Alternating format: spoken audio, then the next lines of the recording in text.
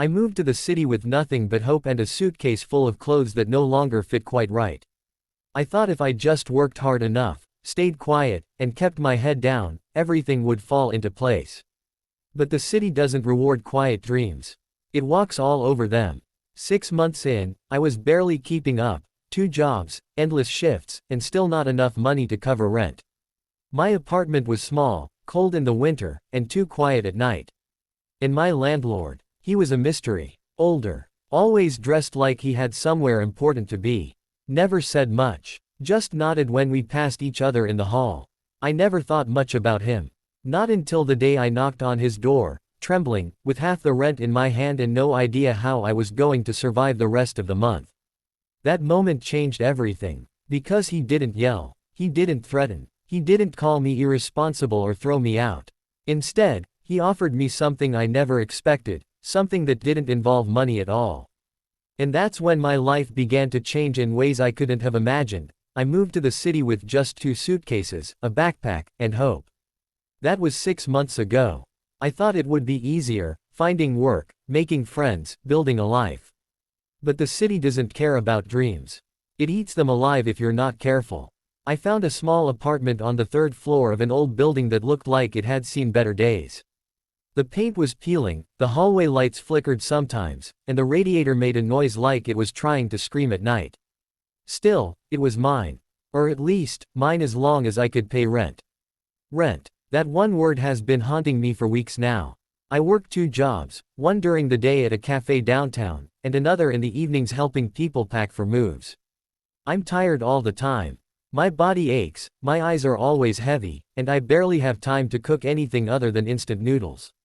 But even with both jobs, it's still not enough. I've skipped meals more times than I can count just so I can save up for the next month's rent. And now here I am again, standing in front of my laptop, staring at a bank account balance that makes my stomach twist. I tried asking my sister for help last week. She sent me $50 and told me to hang in there. My best friend from college offered to let me crash on his couch for a bit, but I refused. I didn't move here to fail. I wanted to make it on my own. I still do. But reality keeps slapping me in the face every time I think I've got things figured out. So tonight, after coming home from my 2nd job, I sat on my bed and stared at the ceiling for what felt like hours. Then I did something I hadn't done before. I knocked on his door.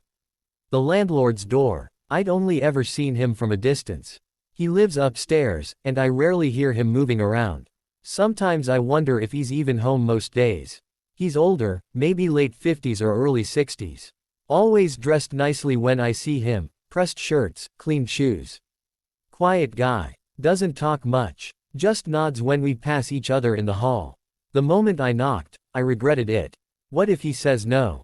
What if he gets angry? What if he decides to evict me on the spot? But then the door opened slowly, and there he was. Tall, calm. His eyes met mine, and I suddenly forgot how to speak. He stepped aside and motioned for me to come in. I hesitated, then walked in, feeling like I was stepping into someone else's world. His apartment smelled like old books and coffee. There were framed photos on the walls, mostly black and white. A cat curled up on the couch blinked lazily at me. I stood awkwardly near the kitchen counter while he poured himself a cup of tea. He didn't rush me, just waited. Finally, I managed to say, "Hi. I know rent is due tomorrow, and I don't have all of it yet. I was wondering if I could get a few extra days." He turned to look at me, holding the mug with both hands. "How many days?" "A week," I asked, voice shaking slightly. He studied me for a moment, then nodded. "All right." That was it. No questions, no demands. Just a simple nod. I should have said thank you and left right then. But something in his expression made me pause. Like he saw more than I was saying. Like he knew what it meant to struggle and ask for help. I cleared my throat. "Thank you. I'll make sure to bring the full amount by next week." He gave a small smile. "You don't seem like the kind of person who runs." I wasn't sure how to respond to that. So I just nodded, mumbled another thank you, and hurried back down to my apartment. But as I lay in bed later that night, I couldn't stop thinking about the way he looked at me. Not with pity, not with annoyance, just understanding, maybe even kindness. I didn't expect that. I didn't expect him to be human. And I didn't expect that this wouldn't be the last time I knocked on his door. The next week came faster than I wanted it to. I barely scraped together enough money to cover half the rent. My second job had cut my hours without warning, and my manager at the cafe said tips were down because of the weather. I knew I should have been more prepared, but every time I thought about calling my landlord and asking for another extension, my stomach twisted into knots.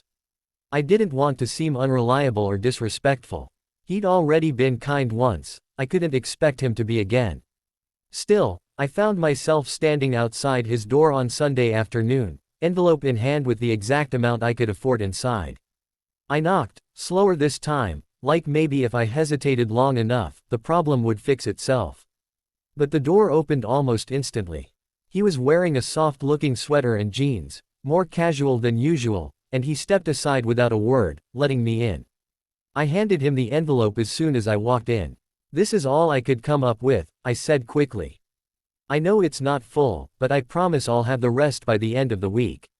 He took the envelope but didn't open it right away. Instead, he looked at me like he was trying to read something behind my eyes. "You look exhausted," he said after a pause. I blinked. That wasn't what I expected. "I'm fine," I lied. He tilted his head slightly, not buying it. Then he walked over to the kitchen counter and set the envelope down. "Let me make you some tea," he said. "No, really, I don't need anything," I replied, shifting awkwardly. "I should get going anyway." He turned back to me. "Sit," he said gently. Not an order, but not a request either. More like an offer I wasn't sure I could refuse. I sat on one of the stools near the counter while he moved around the small kitchen, pulling out 2 mugs and filling the kettle. The silence between us wasn't heavy, it felt strange, actually. Calm, like we weren't strangers anymore, even though we barely knew each other. As the kettle heated, he spoke again. "Do you ever eat properly?" I frowned. "What do you mean?" "You're thin," he said simply. "And I've seen you come home late most nights. You don't cook much, do you?" I didn't know how to respond. It was true. I barely had time to shower most days, let alone cook something real. "I manage," I muttered. He nodded slowly, then looked at me like he'd made a decision. "How would you feel about working off the rest of your rent?" My eyebrows shot up. "What do you mean? Like cleaning or something?" He smiled faintly. "Not exactly." He leaned against the counter, arms crossed. "I live alone. Always have. And sometimes, it gets quiet. Too quiet." I stared at him, confused. "So you want me to, what? Hang out?" "Something like that," he said. "You wouldn't be doing anything difficult. Just keeping me company a few nights a week. Talking, eating dinner, maybe watching something. In exchange, you can stay here." I swallowed hard. "That's not normal." He chuckled softly. "No, it isn't. But neither is living paycheck to paycheck in a city that doesn't care about you. So I figure we both get something out of it." I didn't know what to say. On paper, it sounded weird, way too weird. But the way he said it, so calmly, so honestly, made it feel less like a creepy offer and more like a genuine one. Still, I hesitated. This wasn't how things worked. Landlords didn't trade rent for conversation. There had to be a catch. But I was tired. Tired of being broke, tired of feeling invisible, tired of pretending I was okay when I wasn't. And maybe, just maybe, this man was offering me something real, even if it didn't fit into any box I understood. I took a deep breath. "Okay," I said quietly. "I'll try it." His smile was slow and warm, like sunlight through a window on a cold morning. "Good," he said. "We'll start tonight." I didn't leave right away. We drank our tea, talked a little longer, and for the first time in weeks, I didn't feel completely alone. When I finally got back to my apartment, I sat on the edge of my bed and stared at the ceiling. What had just happened? Was I really going to spend time with my landlord instead of paying rent? Did that make me naive? Or desperate? Maybe both. But as I lay down and pulled the blanket over me, I realized something else. I hadn't felt this scene in a long time. And maybe, just maybe, that was worth showing up for. I wasn't sure what I expected when I showed up at his door that night, but it wasn't dinner. Not real dinner, anyway. He had a small table near the window, just big enough for 2. The lighting was soft, and there was something oddly comforting about the way he moved around the kitchen like he'd done this 1,000 times before. He didn't say much as he worked, but there was a calmness to him that made me relax without even realizing it. I sat at the table, watching him slice vegetables with slow, steady hands. It felt strange, being invited into someone's space like this. Especially someone who, until recently, I barely knew existed outside of monthly rent reminders. He served the food quietly, nothing fancy, just roasted vegetables and rice with a hint of garlic. But it smelled better than anything I'd eaten in weeks. We sat across from each other, eating slowly, the only sound between us the occasional clink of forks against plates. At first, we talked about small things. The weather, the building, my job, nothing too deep. But then, somehow, the conversation shifted. He asked how I ended up here, in this city, alone. And I told him. I told him about growing up in a town where being different meant being invisible. About the looks, the whispers, the way my own family struggled to understand me. I told him about the boy I loved in high school, the one who kissed me behind the gym once and then acted like it never happened. I told him about moving out on my own, about working jobs that barely paid enough to cover rent, about nights spent scrolling through dating apps hoping someone might want to talk to me, even if just for a little while. And he listened, not like people usually do when they're waiting for their turn to speak. Really listened. His eyes stayed on mine, not judging, not interrupting. Just present. Then he started talking. About his past. About a man he once loved so deeply it still hurt to think about him. About how they met in college, how they lived together for years, how they kept everything hidden because the world wasn't kind back then. About the day he lost him, cancer took him faster than anyone expected. About how, after that, he stopped letting people in. I used to think grief had an end, he said quietly, staring down at his plate. But it doesn't. It just changes shape. I didn't know what to say. So I reached across the table and placed my hand over his. He looked up, surprised, but didn't pull away. We stayed like that for a moment, his hand under mine, our silence filled with something neither of us could name. That night marked the beginning of something neither of us had planned. Over the next few weeks, I found myself knocking on his door more often than just our agreed-upon nights. Sometimes I brought takeout. Sometimes I came empty-handed, just needing somewhere to be. He never turned me away. We talked about everything. Politics, music, movies, regrets, dreams. We laughed sometimes. We cried sometimes. And slowly, the walls I'd built around myself started to crack. One evening, he pulled out an old photo album and showed me pictures of his life, him and his partner standing in front of a bookstore, holding coffee cups and smiling like the world belonged to them. Him on a beach, shirtless and sunburned, laughing at the camera. Them dancing at a party, arms wrapped around each other like they were the only two people in the room. They don't make love like that anymore, he said softly, tracing the edge of one of the photos. I looked at him, really looked at him, and realized how much he missed it, not just the man, but the feeling. The connection. The intimacy of knowing someone so deeply that you could finish each other's sentences without trying. And maybe it was wrong to feel it, but I wanted that too. Not just with anyone. With him. The thought scared me. Because it wasn't supposed to be like this. He was my landlord. A man older than me. Someone I was supposed to respect, not want. But the more time we spent together, the harder it became to ignore. There was one night, late, quiet, when I stayed longer than usual. We were sitting on the couch, watching a movie neither of us was really paying attention to. The lights were low, the air warm. He reached for the blanket draped over the armrest and pulled it over both of us. I remember the way his fingers brushed mine when he adjusted the fabric. How he didn't move his hand away right away. How my heart started beating faster, like it knew something I wasn't ready to admit yet. He looked at me then, and for a second, I thought he might lean in. Thought he might close the distance between us.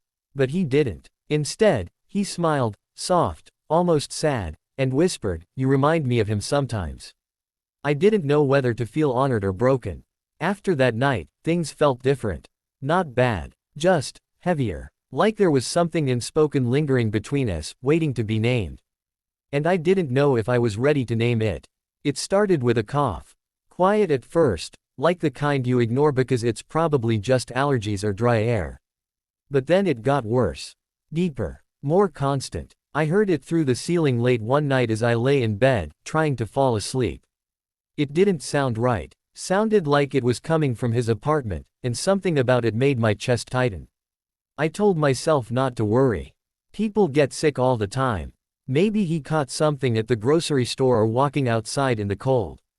But when I knocked on his door the next morning and he didn't answer, I got nervous. I waited a few minutes, knocked again. Nothing. That wasn't normal. So I went downstairs and asked Mrs.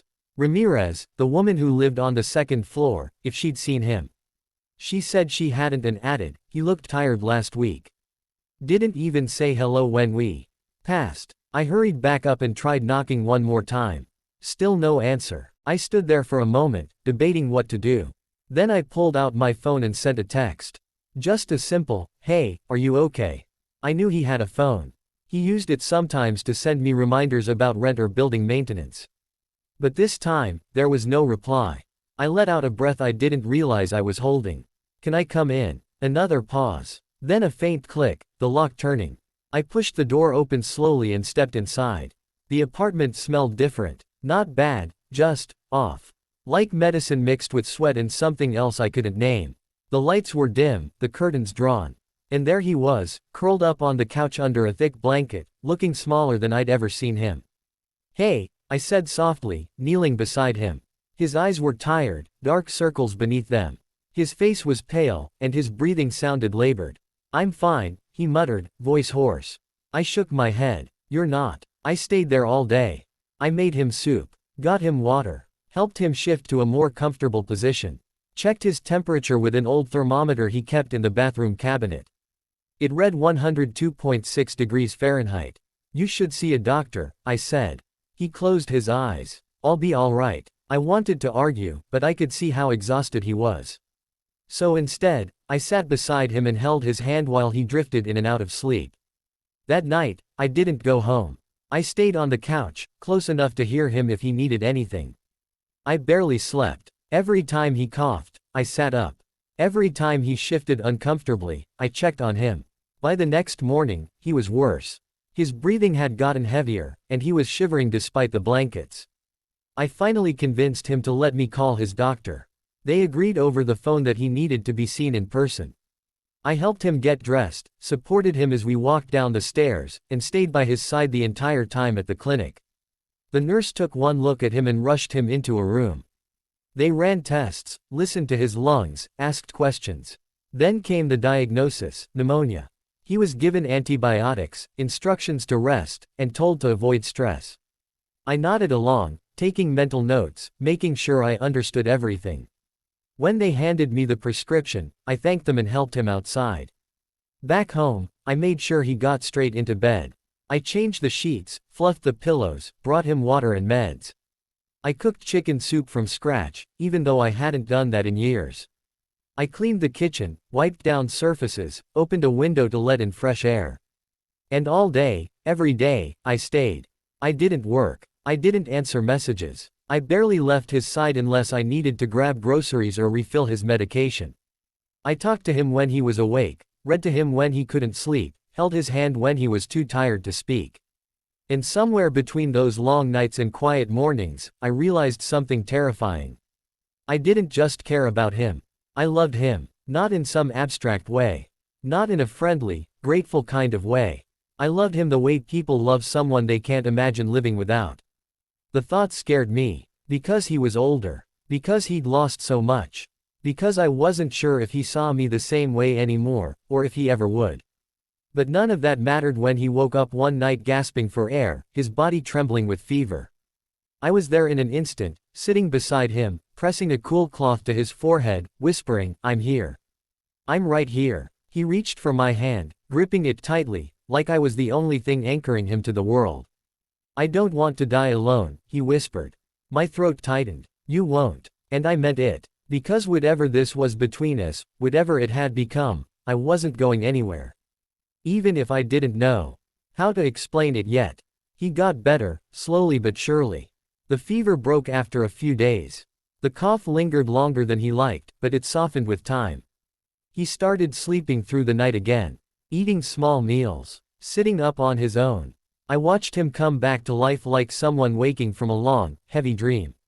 I never left. Even when he insisted I didn't have to stay, I did. I made excuses, told him I wasn't sleeping well in my apartment, that the radiator was making noise again, that I missed cooking for someone who actually appreciated it.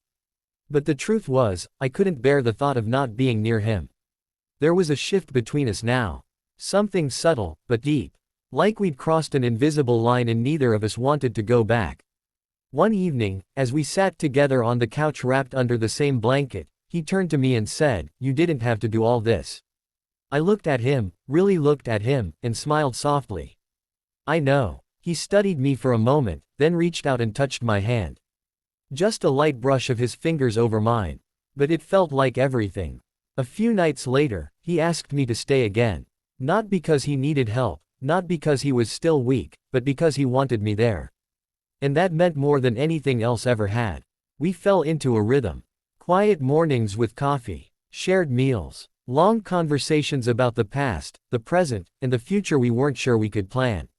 He told me stories about the man he loved, the way they used to walk along the river, how they danced in the kitchen when their favorite songs came on, how they dreamed of growing old together. And I told him about the loneliness I carried, how hard it was to feel seen in a world that often didn't make space for people like us. He held me while I talked. Let me cry when I needed to. Told me I wasn't alone anymore. And for the first time in my life, I believed him. But then came the letter. It arrived one gray morning, slipped under his door without warning. He picked it up like it weighed nothing, but the second he read it, his face changed. His posture stiffened. His breath slowed. "What is it?" I asked, watching him too closely. He didn't answer right away. Just stared at the paper in his hands, eyes scanning the words like maybe if he read them again, they'd say something different. Finally, he whispered, "They're selling the building." I felt the air leave my lungs, even though I hadn't realized I was holding it. "What does that mean?" I asked, voice barely above a whisper. He exhaled, slow and heavy. "Means we'll be getting eviction notices soon. They want to redevelop it. Turn it into condos or something." I shook my head. "No, that can't happen." But deep down, I knew it already was. That night, we sat in silence for a long time. No music. No TV. Just the sound of our breathing and the weight of what we were facing. Eventually, he said, "You'll find a new place. Somewhere nice. You deserve better than this old building anyway." I turned to him, heart pounding. "What about you?" He shrugged. "I don't know. Maybe move somewhere quieter. Less stairs." "That's not funny," I snapped. He looked at me then, really looked at me, and I saw something in his eyes I couldn't name. Grief. Fear. Maybe both. "I'm old," he said quietly. "Starting over isn't easy at my age. So don't start over," I said quickly, before I could stop myself. "Come with me." He blinked. "What? If we both get evicted, then let's just find a new place together." He shook his head. "You don't have to take care of me." "I don't," I agreed. "But I want to." He didn't speak for a long time. Just sat there, staring at his hands like they had the answers. Then he sighed. "You deserve someone your own age. Someone who has their whole life ahead of them." I leaned forward, placing my hand over his. "I don't want someone else." His eyes met mine. "Why not?" "Because," I whispered, "I think I love you." He froze. For a moment, I thought he might pull away. Tell me I was wrong. Say I was too young to understand what love really was. But instead, he closed his eyes, took a shaky breath, and said, "Say that again." I did. Louder this time. "I love you." Tears welled in his eyes. He lifted his other hand and cupped my face gently, running his thumb across my cheek. "I think I love you too," he said, voice breaking. I was just afraid to admit it. I leaned forward and kissed him. Soft, slow, real. It wasn't dramatic or cinematic. It was just two people who had been waiting for each other without knowing it. Two people who had built something quiet and powerful in the space between rent payments and late-night talks. When we pulled apart, he rested his forehead against mine. "So what do we do now?" I smiled. "We figure it out. Together." He nodded. "Okay." And for the first time since we'd gotten that letter, I didn't feel scared. Because whatever came next, we'd face it side by side. We didn't know where we were going to end up, but we knew we'd be there together. The building was sold faster than we expected. Within weeks, the signs went up, demolition scheduled, residents must vacate by. It felt strange watching strangers walk through the halls, taking photos, measuring walls like this place had never been someone's home. But it wasn't about the walls anymore. It was about the memories made inside them. The quiet nights, the laughter, the conversations that stretched into early morning, the way he held my hand when I couldn't sleep, the way I made sure his tea was always warm before he drank it. That was what we were leaving behind, and what we were carrying forward. We spent the next few weeks looking for a new place. We didn't rush it. We took our time, walking through small apartments in quiet neighborhoods, imagining how they might feel with our books on the shelves, our photos on the walls. We found one eventually, a cozy unit on the second floor of an older building, close enough to the city but far enough away to feel peaceful. Packing was harder than I thought it would be. Not because I had much, but because every item carried a piece of something. Every mug reminded me of the first time he offered me tea. Every blanket reminded me of the nights I stayed by his side while he slept. Even the worn-out couch in my old apartment held moments I wasn't ready to let go of. But moving forward meant letting go of some things. And holding on to the ones that mattered most. We moved in together slowly, bringing pieces of ourselves into the new space. He put his books on the shelf. I hung my favorite poster above the bed. We bought new bedding and mismatched plates and a small plant we both promised to take care of. It didn't feel perfect at first, but it felt like ours. And over time, it became home. Mornings started with coffee shared at the kitchen counter. Evenings ended with quiet conversations on the couch, sometimes interrupted by soft kisses or warm silences that said more than words ever could. We still talked about the past. About the man he loved. About the boy I used to be. But now, we also talked about the future. Small things at first, where we wanted to eat dinner, what movie we'd watch next. Then bigger things, what kind of life we wanted to build, who we hoped to become. He laughed more now. Actually laughed. Not just polite smiles or quiet chuckles, but full, deep laughter that filled the room. And when he looked at me, there was something different in his eyes. Something lighter. Happier. Sometimes I still catch him staring out the window, lost in thought. I don't interrupt him when he does. I just sit beside him, hand resting gently on his knee, letting him know I'm there if he wants to talk. He always turns to me eventually. One night, as we sat wrapped in blankets on the couch, he said, "I didn't think I'd ever feel like this again." Like what? I asked softly. Like, alive. I smiled and leaned my head on his shoulder. You deserve to feel like this. He kissed the top of my head. So do you. We didn't need anything else in that moment. Just each other. Just being here. Together. It wasn't always easy. Love never is. There were days when we argued about little things. Whose turn it was to wash dishes, why I left my shoes by the door again, whether we should keep the bedroom light on or off at night. But those fights never lasted long. Because underneath it all, there was always love. Always understanding. And sometimes, that's enough. If you've made it this far, if you've watched this whole story unfold, I want to thank you. Because stories like these matter. They remind us that love doesn't always come in the ways we expect. That connection can grow in the most unexpected places. That sometimes, two people find each other not through grand gestures or dramatic moments, but through quiet kindness, late-night talks, and choosing each other, day after day. If this story touched you, if it reminded you of something real in your own life, please consider liking this video. If you want to see more stories like this one, hit subscribe so you don't miss anything. And if you're out there right now, feeling alone, remember, you're not. You never are. There's always someone waiting to understand you. Someone worth knocking on the door for. Thank you for watching.